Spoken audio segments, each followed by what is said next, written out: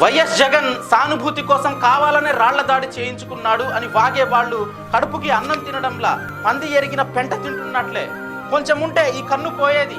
అంటే కన్ను పోగొట్టుకుని తద్వారా సానుభూతి పొంది తద్వారా సీఎం పదవి పొంది ఒంటి కన్నుతో రాష్ట్రాన్ని పరిపాలించాలి అన్నటువంటి వ్యూహంలో భాగంగా జగన్ కావాలనే రాళ్ల దాడి చేయించుకున్నాడా? అంటే కళ్ళు కాదు టార్గెట్, కరెక్ట్ గా కంటి పైన ఇక్కడే తగలాలి. దానికోసం జగన్ ప్రత్యేకంగా షూటర్లని దింపాడు. ఆ షూటరు అతడు సినిమాలో మహేష్ బాబు లాగా గురిపెట్టి కరెక్ట్ గా ఇక్కడే షూట్ చేశాడు. అసలు ఇంత నీచమైన మనుషులేనా అసలు వీళ్ళు?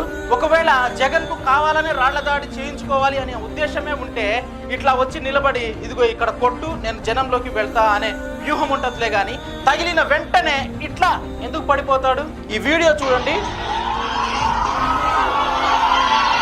ఇదిగో ఇక్కడ ఈ వీడియో తీసిన వాళ్ళు అయ్యో అని అన్నారు జగన్ కు తగిలిన వెంటనే.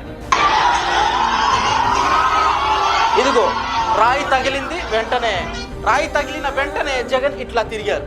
అంటే ఎక్కడైనా దెబ్బ తగిలింది అనుకున్నప్పుడు ఖచ్చితంగా ఇట్లా తిరుగుతారు. ఈ వీడియో చాలా కీలకమైనటువంటి సాక్ష్యం. ఈ వీడియో తీసిన వాళ్ళకి దండం పెడుతున్నాను. ఈ వీడియో లేకపోయినట్లయితే ఎల్లో గ్యాంగ్ డ్రామాలు మామూలుగా ఉండేవి కాదు.